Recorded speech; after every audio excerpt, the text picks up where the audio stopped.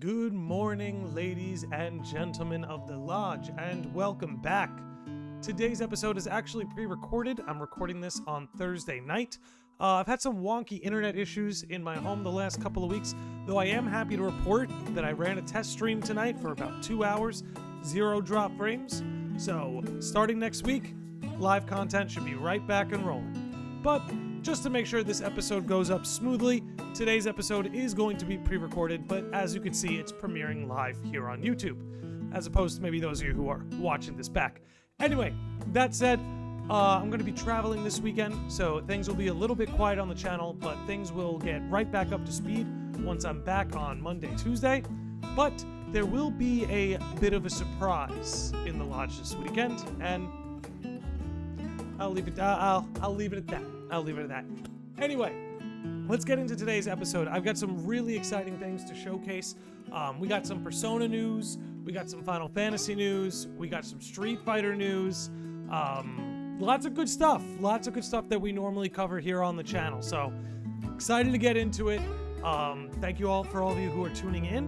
And without further ado, let's get started with some trailers. We watched a Persona 3 trailer last week, and we're going to watch another one this week. Let's get this turned on over here. Make sure I got all of it. The DLC is dropping soon, which I'm really excited about, because I played Persona 3 for the first time during this remaster, and I was a huge fan. Honestly, I think overall I like Persona 5 better, but I acknowledge that there are some things that Persona 3 did better than Persona 5. For instance, overall, I think the plot of Persona 3 is better than the plot of Persona 5. And while I prefer the Persona 5 cast, the Persona 3 cast is equally as strong. Now, with all that said, let's get into it here. We have a Persona 3 Reload expansion pass, a familiar foe. Tomorrow and all the days after it will be March 31st. Whoa. Oh no, we saw her on the last trailer. I'm excited to learn more about this character. I don't even know her name. Prefer to stay unspoiled on it, but very interesting. Will be March 31st. It's like Tartarus all over again. There is a strong connection between all of you and what's happening. Let's just open it. Then we'll know. Something's wrong. Yeah, baby! Ravage them! You'll never see it coming. Oh, this is so cool. Why is it after us? Persona! Here it comes! So, secret boss Joker, I guess? Now, I saw this on, I saw somebody tweet this out, so it wasn't, I knew this was coming, but I think this is awesome, man. Because, you know, I know this is basically a remake of an old game, but it's cool that the DLC is going to feature some new content that's not available in any previous version of the game. So I think this is a great DLC idea. You've seen Atlas time and time again cross over the different Persona properties, be it Persona 4 Arena or all of the dancing games. They seem very intent on crossing these properties over as often as they allow themselves to. So I think this is really cool. You know, it's a way of bringing Persona 3 and Persona 5 together. September 10th, which is, again, right around the corner, just a couple of weeks. I think that's awesome, man. Again, I think there's a lot to look forward with this DLC. A lot of new story content. And something like that that's just something for the fans. I think this is one of the reasons why Atlas is just winning.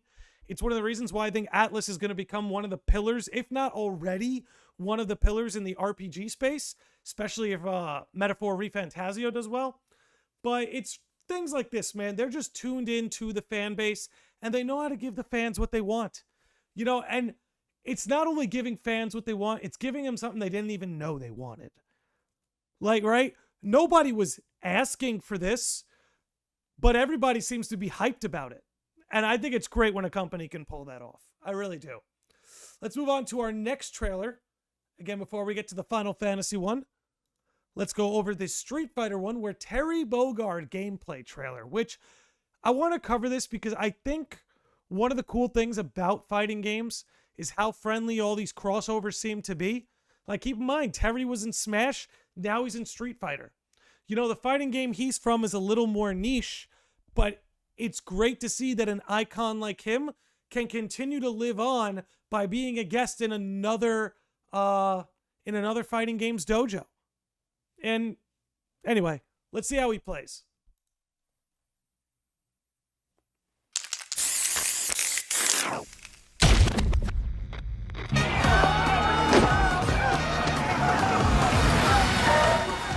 This is gonna be fun. I'm still on a journey. Come get. Let me tell you, he looks great. He looks great. I think what's cool about characters like Terry is their ability to appear in Street Fighter gives them the opportunity to look better than they ever have. That's why I'm sure a lot of people are looking forward to seeing Mai. But Terry already, he looks fantastic in his little debut here.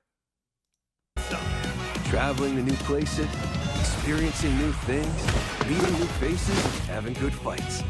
Fight, drink, eat, sleep, repeat. Seriously, it's a good life. I'll pick up the check.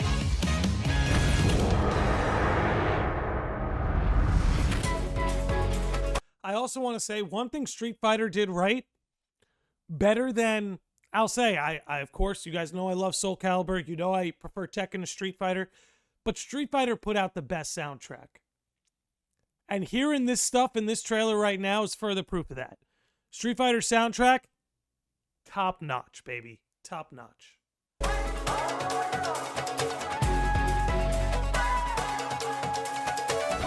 on, get ready. He looks great, dude.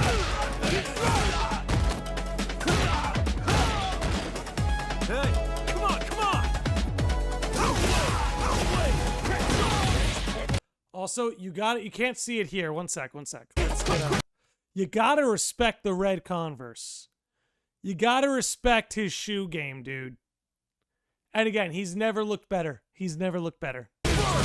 Honestly, in a lot of ways, he fits into the Street Fighter art style better than some of the Street Fighter characters do. Because this is a bit of a change in art style for Street Fighter. There's still a very strong anime aesthetic within Street Fighter, but they've gone a little bit more realistic than they have in the past. And there are some characters like Jury, who I think that translated very well for, but other characters like Chun-Li, who I'm not sure that translated as well for. But Terry looks fantastic, dude. He looks fantastic.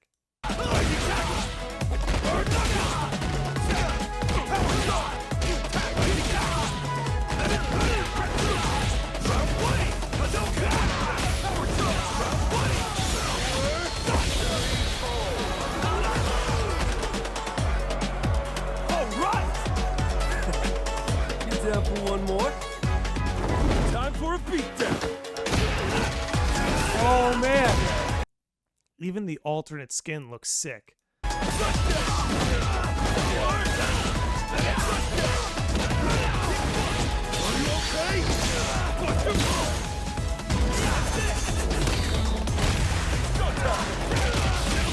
Also, don't get me wrong. I thought Terry was great in Smash. But I think it's cool to see that a lot more of his personality is shining through in Street Fighter.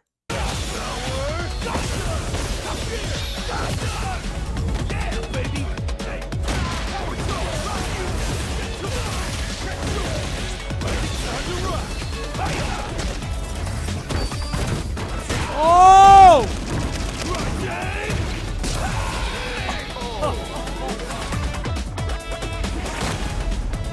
Now, where to tomorrow? Okay, that's sick. I will say, Street Fighter, it's got a lot of style, as you can see. It's very flashy, man. It's very flashy. It's a good trailer. I don't know if it's enough to pull me back into Street Fighter. I don't know if it's enough to pull me back in, but you got my eyes. You got my eyes on you. And now, let's go to my personal. I don't have much more to say about that, just because, I'm not the biggest Terry Bogard fan, and Street Fighter's batting third on my list of fighting games. In fact, I think it's batting fourth. So let's move on to something I am a little bit more hyped about, and that is this new Final Fantasy 16 trailer that announces their release to PC. Which this happened a lot sooner than I thought it would, but I'm very happy to see this, and I want to discuss a little something extra, but let's get through the trailer first. And then, yeah, we have a lot to talk about. War is coming, my boy. We must make ready.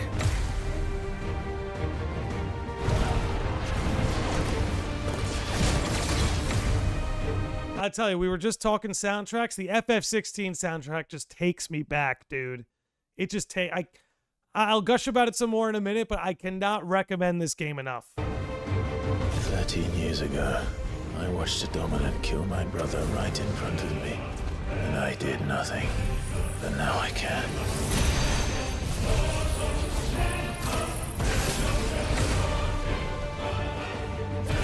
I'm here to even the odds. Any objections? I gotta say, too, Sid's voice actor to this day might be one of the best voice acting performances in the history of the series. Come, little lamb, to the slaughter with you.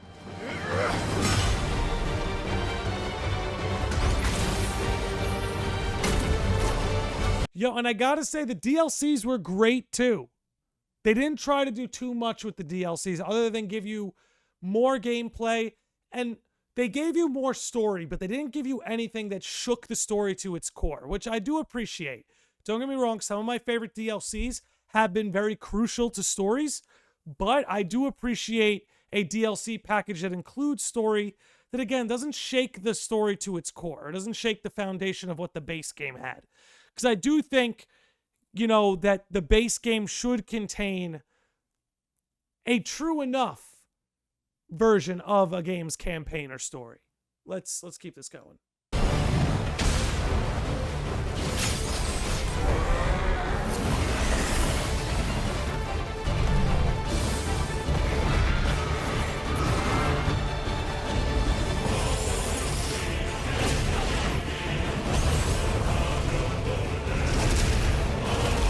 And again, man, for all you Kingdom Hearts fans out there, remember the Kingdom Hearts team worked on these boss battles.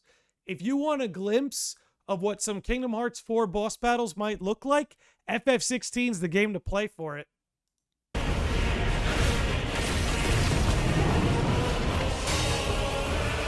I will not let you stand in my way!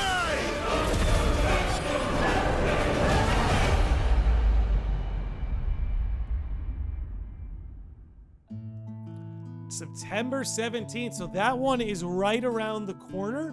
The base game, they're charging $50, which is a great price for a game like this.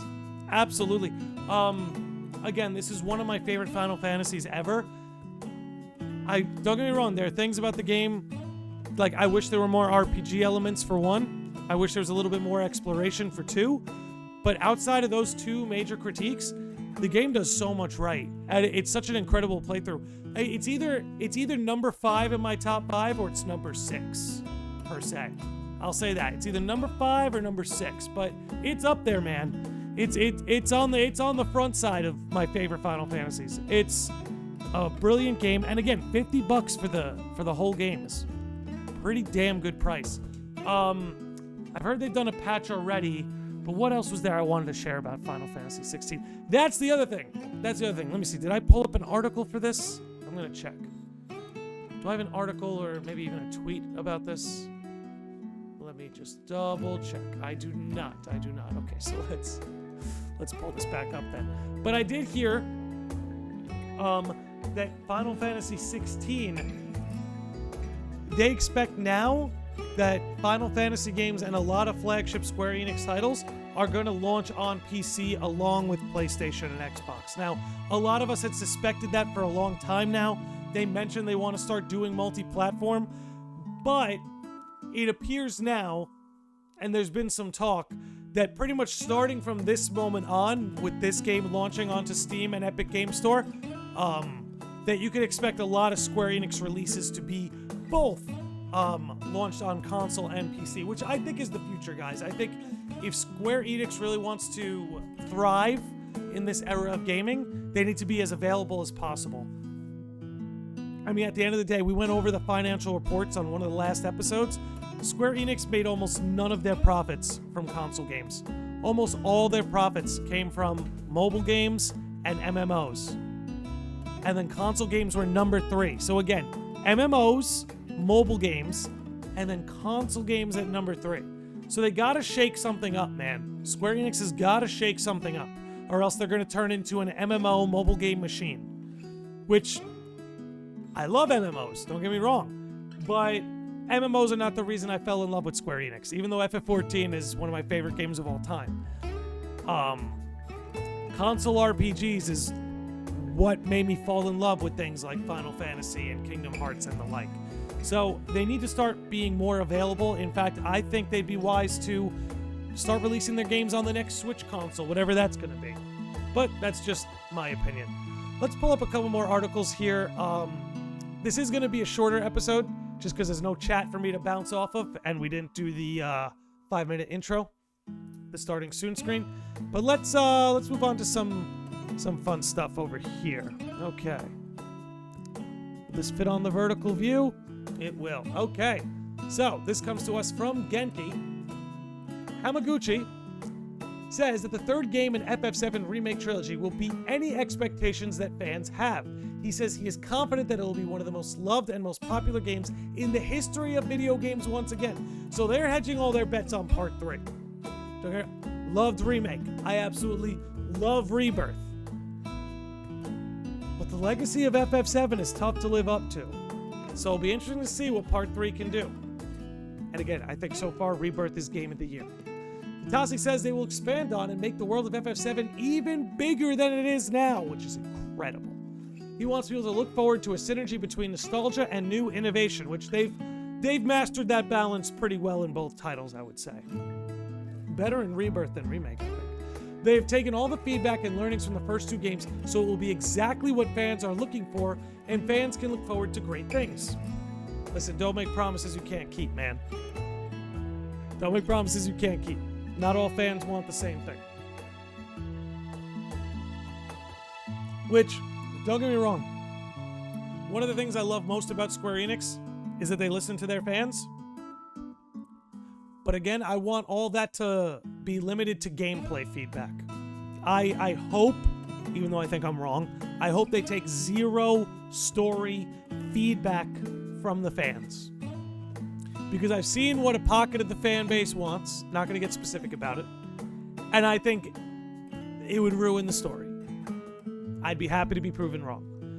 But I want them, when it comes to story, to stick to their own minds, their own creativity, their own devices, and if they want to listen to the fans, I think gameplay experience feedback, that's what they should focus on. But hey, what do I know? Let's move on to the next story here, and this comes to us from Dexter too, that Black Myth Wukong broke Steam records with 2.2 million concurrent players. That is ridiculous. For 2 million people to be playing the same game at the same time. Now, given one of the reasons these numbers are so big is this is a Chinese developer, and this launched in China, which is the most densely populated country on the planet. So of course you were going to see inflated numbers, given that this game's primary market was China, but I don't think anybody expected these kinds of numbers. I think 500,000 is what a lot of people were expecting, but 2.2 million? Now again, look, you're probably going to see some articles in the coming weeks about, oh, major drop-off in players. I hate those kinds of articles because that is natural. That is a natural thing to happen. As a game launches, and its concurrent player peak usually peaks in the very beginning, especially when it's a one-player campaign game like this. Now, if it's a multiplayer game, right, like an Overwatch, right, then yeah, you expect the peak to grow over time. But when it comes to one-player campaigns like this, it's not how it works, man. It's just not how it works. But congratulations to this team. I know they've been working on this game a long time. Good for them. You know, we're seeing a lot of new studio. 2024 may be a quiet year for games, but between Black Myth Wukong and Stellar Blade, you're seeing a lot of these new development teams burst onto the scene, and I think that's what makes this a very cool year for gaming. I do. Okay. Let's move on to our next story. Let me give you guys a better view for this. Let me give you guys a better view for this. 1 second. Yeah, that's gonna do you guys better. Okay. Okay. Take a little swig. How are we doing on time? Almost 30 minutes, not bad. Well, almost 30 minutes with everything I'm gonna cut. Because I made a couple mistakes. So if you're watching this back, if this was live, there would have been a few hiccups. But anyway, let's get back into it here. Nintendo Insider doubles down on new Direct coming soon. They say Nintendo Insider, but I don't know if I'd go so far as to call them that. They're more of a leaker with a decent track record. That's my understanding. I don't know. Maybe I'm wrong. If I'm wrong, correct me in the comments, please. But anyway, they're saying that a new Direct is coming soon. And I guess to sum it up, I think the primary reason to think this, right? And that's the thing, guys. I think a lot of these leakers, man, you got to remember, a lot of leakers are just making a hypothesis. You know what I'm saying? Like, for instance, there was a story that came out. They're like, oh, a bunch of the Assassin's Creed games are coming to the Switch too. That's not a leak, guys. It's a hypothesis. Just like a bunch of the Assassin's Creed games came to the first Switch, like, it's pretty easy to say that the Assassin's Creed games will also come to the Switch too. That's why it's like, remember, a lot of these guys are just making a hypothesis. They call themselves leakers. Some of them may be, but a lot of them are just making educated guesses. Anyway, the reason for this educated guess is because Nintendo does have a lot of first-party big titles coming up soon. Mario and Luigi Brothership, The Legend of Zelda Echoes of Wisdom, and Super Mario Party Jamboree. Look, make no mistake, Nintendo's expecting to put up numbers with these games. I bet you they're looking for each of these games to sell at least 5 million copies each. That's the crazy thing, guys. We may look at these games and go, these are some niche titles coming to the Nintendo. Like, it's the end of the console life.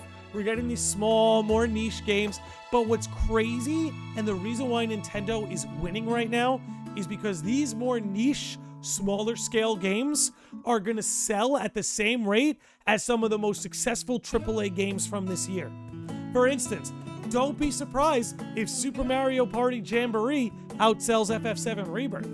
Don't be surprised if Echoes of Wisdom has comparable sales to FF7 Rebirth. This is the power of Nintendo right now, and they know it. They know it. They placed their bets. They placed their bets with the Nintendo Switch. They wouldn't have to spend as much money developing all these games as their competitors, and they were right. They were right. Now, they have a lot of leverage with their first-party IP, right? Legend of Zelda Echoes of Wisdom, obviously a smaller scale, smaller budget game, but because it's carrying such a heavy and popular IP, we all know it's going to sell well. And frankly, I look forward to it. Ooh, excuse me. But yeah, I mean, seeing the kind of fall that Nintendo has lined up, it's not a crazy thing to say that a Direct is coming soon. Especially with the month of September coming up. They usually do a Direct in the month of September, if I'm remembering correctly. So we'll see. We'll see. But let's move on to our final story of the morning. And that's that this coming from Noisy Pixel, by the way, or Orpheus Joshua, Sage of the Lodge, baby. Shout out to him. Animal Crossing Pocket Camp announces end of service for November 2024. Paid version in development. Now listen, guys. There's something you gotta know. Animal Crossing is now one of the biggest video game IPs in the world. And I've said for a long time that I think the next Nintendo console will launch with an Animal Crossing title. And I'm willing to bet what you're seeing here, this is just the beginning. This is just the beginning. But anyway, let's get into it. So, Animal Crossing Pocket Camp basically was a mobile game for Animal Crossing. Came out a little bit before New Horizons, maybe a year or so before, and continued to get a good amount of support. In fact, at times it had more support than the Switch game. And it seems as though that on October 28, 2024, automatic renewal for each plan will cease. So that seems to be when this will be shutting down. But it does have a loyal player base, and it seems as though they're going to have a version of this game that will still be accessible. After all, a lot of people put a lot of money into it, so I can understand why they'd want to keep this going. However, I think them shutting down support for this game signals that Animal Crossing is ready to move into its next era, right? Just like the release of Pocket Camp was the beginning of this new era, this more new mobile era between the Switch being, a handheld hybrid with the console and this being on cell phones. I think this signals the next step for the Animal Crossing IP. And I think for people who are looking forward to an announcement for the next Switch, I think this is a very bullish signal. I think it's a very bullish signal. Now look, I don't know if you can catch lightning in a bottle twice. I don't know if Animal Crossing can pull off what they pulled off last time. Because we're talking about a game that sold over 30 million units.